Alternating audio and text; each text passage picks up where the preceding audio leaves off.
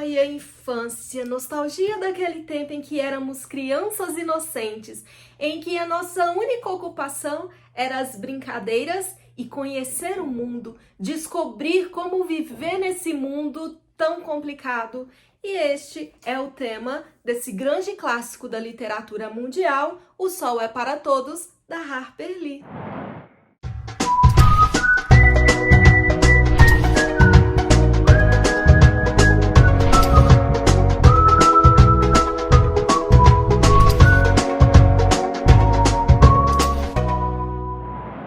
E para a gente entender melhor O Sol é para Todos, nós temos que voltar no tempo, lá nos anos 30, quando o livro foi escrito. E um fato muito interessante, muito importante da história que aconteceu, foi com Rosa Parks. Rosa Parks era uma costureira e ela sempre pegava a condução para voltar para casa após o seu trabalho.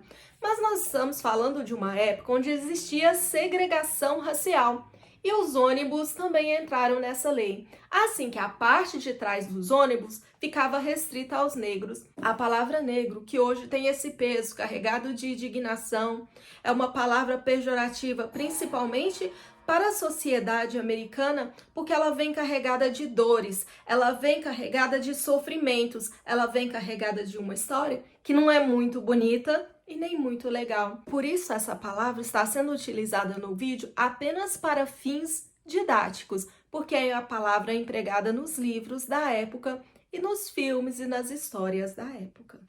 E no dia que a moça costureira Rosa Parks resolveu sentar-se no meio do ônibus, que era permitido tanto para negros quanto para brancos, ela deu um passo muito grande na história americana.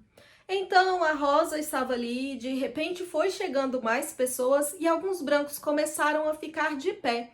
E nessa parte do meio do ônibus, os negros podiam sentar, mas a prioridade era sempre dos brancos. Então o motorista pediu que os negros se levantassem para que os brancos pudessem se sentar. Mas a Rosa estava muito cansada de trabalhar e ela era mulher, então ela resolveu ficar ali. E eles resolveram chamar a polícia e a polícia levou ela presa. Isso causou uma indignação e até boicote na empresa de ônibus, tanto pelos negros quanto por aqueles que defendiam, que lutavam a favor dos negros, sendo brancos também. E aí a gente vai ter uma presença de uma figura muito importante nessa história, que é Martin Luther King, que pegou a causa e lutou por essa causa. 5 anos depois do ocorrido, a Harper Lee publicou o livro. Então, a partir deste ocorrido, houve um movimento, tanto no jornalismo quanto na literatura e nas artes em geral, sobre esse ponto de vista, já que a maioria das cidades nos Estados Unidos tinham a segregação racial. E o que é a segregação racial? As pessoas negras não podiam morar no mesmo bairro que as pessoas brancas e muito menos se casarem com pessoas de outras cores, vamos dizer assim, de outras raças. Isso é chamado de casamento intrarracial por aqui. Mas assim, também, eles não podiam frequentar os mesmos ambientes, os mesmos restaurantes e nem a mesma igreja. Então a gente tinha a igreja para os negros e a igreja para os brancos.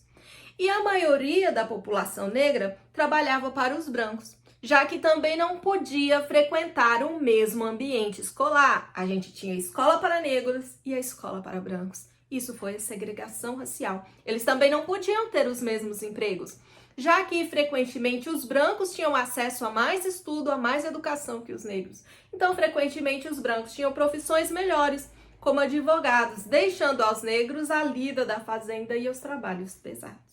5 anos depois, em 1960, a Harper Lee lança o livro como uma autobiografia, como um retrato do seu tempo. Por isso é um dos livros mais importantes da literatura mundial, porque através dele nós podemos conhecer como funcionava o pensamento da época e a sociedade da época até então, como as pessoas viviam, como as pessoas pensavam, como era o preconceito e como foi viver naquela época. Em 1961, um ano depois, o livro ganhou o prêmio Pulitzer de literatura, ou seja, um dos prêmios mais importantes do mundo. E em 62, uma adaptação para o cinema. Essa adaptação foi indicada 8 vezes e foi vencedora de 3 Oscars. É um filme preto e branco, muito lindo, muito cheio de cultura e que vale muito a pena ser assistido. O caso de Rosa Parks se passa na cidade de Montgomery, no Alabama, e a história do livro vai passar-se também numa cidade fictícia chamada Macomb, também situada no Alabama. E o que estava acontecendo nessa época era o recesso da Grande Crise de 1929, também conhecida como o Crash. E aqui nessa cidade nós temos uma pequena comunidade, mas como uma vila em crescimento, em desenvolvimento.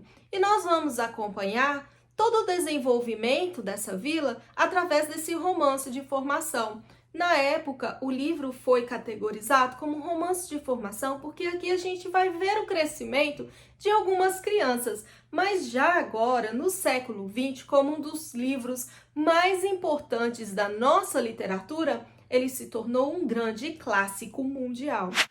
Esse romance de formação, nós vamos acompanhar algumas crianças em desenvolvimento e a personagem principal que narra a história, a Scout, é uma menina de 6 anos, órfã de mãe, que mora com o pai, Atticus Flint, e o irmão mais velho, o Jem. Quem cuida deles é uma negra chamada Calpurnia. Ela é uma espécie de cozinheira, babá e faz muitas vezes de mãe. E as crianças têm muito carinho, muito amor por ela e ela também nutre esse sentimento pelas crianças, já que as crianças não têm mãe. De vez em quando, vez ou outra, a tia das crianças vem acompanhar a educação das crianças, principalmente da Scout, que está ficando mocinha, mas nem de perto chega o amor, a dedicação que a Calpurnia tem pelas crianças e o afeto que as crianças têm por ela. Isso causa muitas vezes uma espécie de ciúme entre a tia e a Calpurnia. Na primeira parte do livro, nós vamos conhecer mais um pouco de Macomb,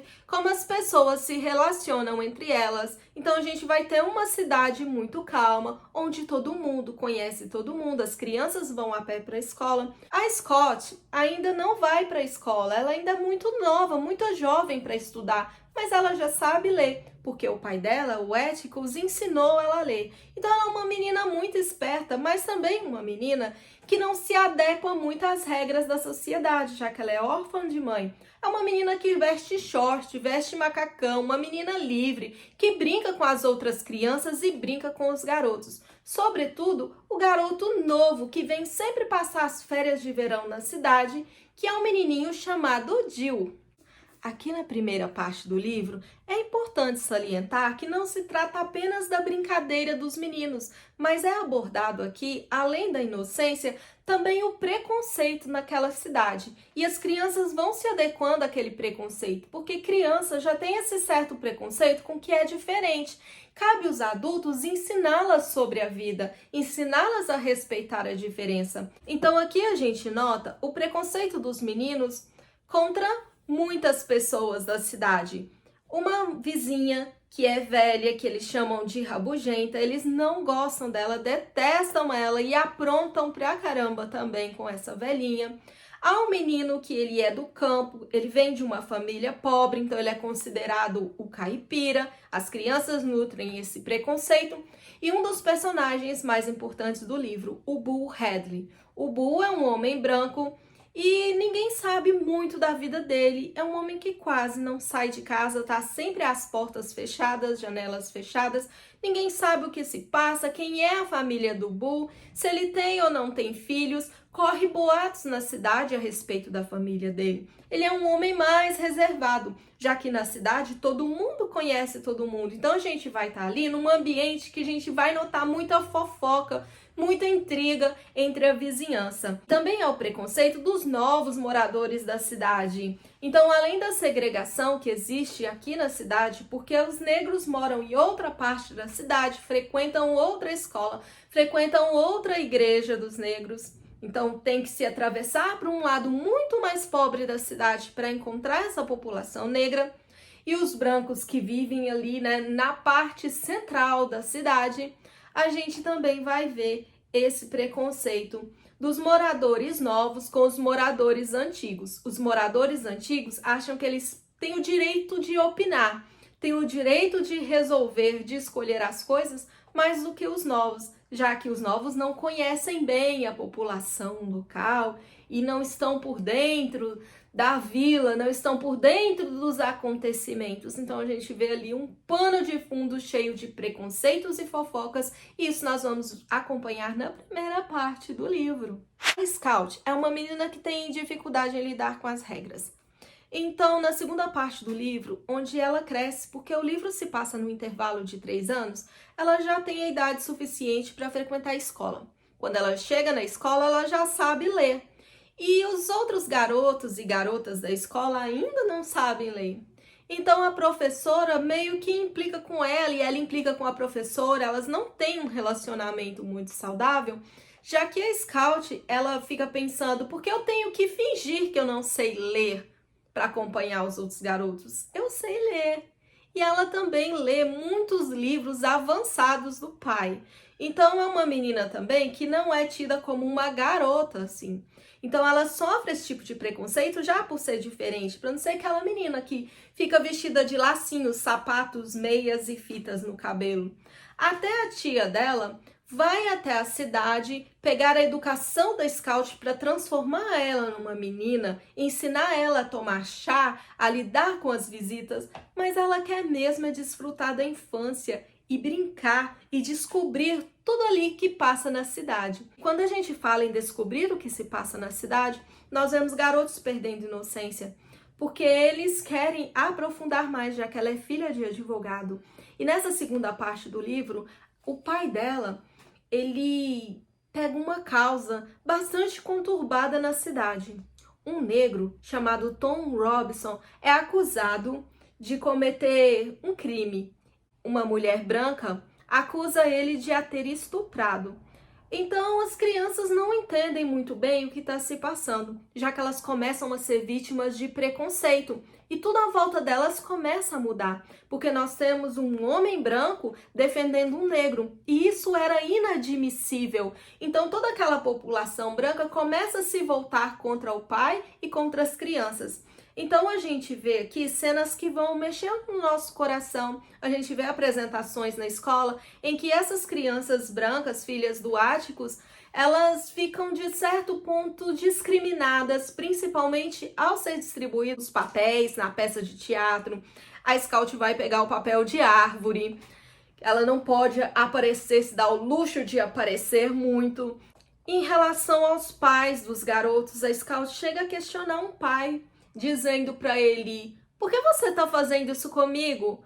Já que eu frequento a escola com seu filho. Então eles começam a se questionar e querer entender o que está se passando, por que estão tratando eles diferente. E é aí que eles se deparam com o julgamento de Tom Robinson. E as crianças até vão ao julgamento e assistem o desenrolar dos fatos ali num cantinho escondido. O livro é muito importante porque possui retrato autobiográfico da autora. Então aqui nós vamos ter várias semelhanças com a vida real. Maycomb é inspirado em Monroeville, que fica no Alabama. É a cidade da autora, onde ela viveu e passou a maior parte da sua vida.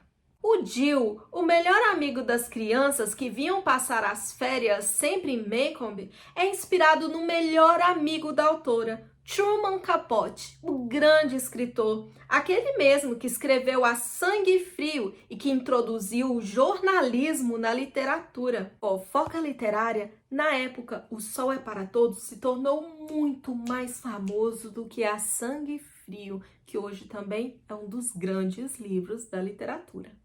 Deve ter rolado algum atrito ali, uma invejinha, será que não? O Atticus Flint, ou Atticus simplesmente aqui no Brasil, ele também foi inspirado em Amasa Coleman Lee, que é o pai da autora. Ele também é advogado e defendeu 2 homens negros acusados de assassinato na época. A experiência de leitura do livro é muito enriquecedora, porque vai despertando emoções no leitor, muitas vezes contraditórias, assim como desperta a nostalgia, o humor, a empatia, também desperta emoções antagônicas como perplexidade, angústia e indignação. O livro vai abordar dois temas centrais. Hoje, no século XX, os temas mais importantes, em primeiro lugar, o racismo e depois a perca da inocência. Já nos anos 30, a ordem era inversa, em primeiro lugar, a perca da inocência. Por isso que o livro é chamado To Kill a Mockingbird, que significa mais ou menos como matar um pássaro. Mockingbird é um pássaro que só existe naquelas regiões. Em algumas traduções, ele foi traduzido como cotovia, porque cotovia é um pássaro que nas lendas populares traz notícias. É um pássaro super esperto e cantor. Mas aqui no Brasil, também foi traduzido como sabiá em algumas edições para fazer mais parte da cultura brasileira, né? Também O Sol é para Todos é um título que é mais próximo ao Brasil por causa daquela expressão ver o sol nascer quadrado. Então, como tem a ver com a justiça, o livro tem muito a ver com prisão, né? Um julgamento que ocorre na segunda parte do livro. Foi traduzido como O Sol é para Todos. Mas To Kill a Mockingbird, como matar um pássaro, é como matar toda essa inocência. E aqui também não estamos falando das crianças, já que um dos personagens mais importantes do texto não são os personagens principais, mas é o Bull Radley e o Tom Robinson. O Bull é aquele personagem esquisitão que a gente comentou no início da resenha, que ele ficava recluso em casa e ele sofria todo esse preconceito por não ser alguém que ficava explanando a própria vida, comentando o que se passava na vida dele com os outros, buscando conselhos alheios. Ele preservava a própria família. E por isso, muitas vezes, ele era tido como louco, porque ele tinha muitas manias e essas manias eram observadas. As crianças nutriam também esse preconceito como reflexo da sociedade. E elas viviam disputando, assim. Por exemplo, uma das brincadeiras das crianças era imitar o Bull quando ele saía de manhã para comprar pão, as poucas vezes que ele saía de casa. Outra das brincadeiras era fazer pequenas apostas infantis, do tipo: quem vai entrar no jardim do Bull? Desafio você a colocar a mão na porta da casa do Bull e voltar correndo e contar pra gente. Então, assim, rolava essas brincadeirinhas. E um dia, numa dessas brincadeirinhas, um dos garotos aceitou o desafio e ele entrou, passou debaixo da cerca do jardim e foi até a casa. Mas nessa hora, era uma hora à noite, e houve ali uma confusão e alguém atirou pela janela. A criança saiu correndo e prendeu o macacão numa das grandes árvores do jardim. Então, ele conseguiu sair, né? Saiu mesmo sem o macacão e no outro dia ele voltou para buscar. E quando ele voltou para buscar, o macacão estava bonitinho, dobradinho e costurado esperando ele. A partir desse momento, as crianças começaram a ter um pouco mais de empatia com o Bull, porque elas sempre achavam presentes, sempre achavam doces no buraco da árvore, no jardim onde elas ficavam brincando. E aí vai trazendo pra gente todo esse olhar que vai modificando o olhar das crianças para esse personagem, mostrando como o Bull era um personagem mais doce, era um personagem que gostava de crianças. Já o Tom Robinson, que é esse personagem mais avesso à história, já que nem o Bull nem o Tom, eles não se conheciam. Mas há um subtexto na história que vai comparando os dois personagens no decorrer da trama. O Tom já é um homem pobre, já é um homem que não tem condição nem de pagar a própria defesa, tanto que o Atticus, ele assume a defesa, os direitos desse negro, né? E a população fica toda contra o Atticus. E mesmo assim, mesmo ele tendo dificuldades de se relacionar, de conviver naquela sociedade, ele não desiste e vai até o fim. Então o livro é marcado por subtexto e contraste. Subtexto porque os personagens mais importantes são subtendidos. Eles são dois inocentes, incompreendidos e marcados pelo preconceito. Contraste porque eles são personagens antagônicos, cada um no seu quadrado, né? Nenhum deles se conhecem, um é branco, o outro é negro, e eles são tidos como vilões no primeiro momento, mas eles são símbolo da bondade humana. Na primeira parte do livro, nós temos um racismo velado, pouco comentado, onde a sociedade vive ali na normalidade. Na segunda parte do livro é a hora que as máscaras caem e os personagens mostram a verdadeira face, como eles são mesquinhos, o quanto eles são fofoqueiros, eles querem linchar o Tom, as crianças sofrem um atentado e não falo mais para não ter spoiler do livro. Esse livro é tão importante que nos faz questionar também a sociedade hoje, do século XX. Depois de tantos e tantos anos, ainda hoje nós começamos a refletir o quanto o racismo ele ainda é velado e o quanto as máscaras, elas cada dia estão caindo. Por isso esse é um livro muito importante, um livro que não pode faltar na nossa biblioteca, esse grande clássico que, na minha opinião, é um dos livros mais bonitos de todos os tempos. Esse bonito livro é uma edição da José Olímpio, uma edição de colecionador com tradução da Beatriz Horta. É uma edição capa dura e uma das traduções que eu considero a melhor até agora, porque ela é uma tradução mais fiel, uma tradução mais pura. É uma edição bem bonita de folha amarelinha, bem confortável de ler, não tem erros ortográficos, o livro é dividido em partes, a letra é grande e possui excelente espaçamento. Então, uma edição que eu super recomendo.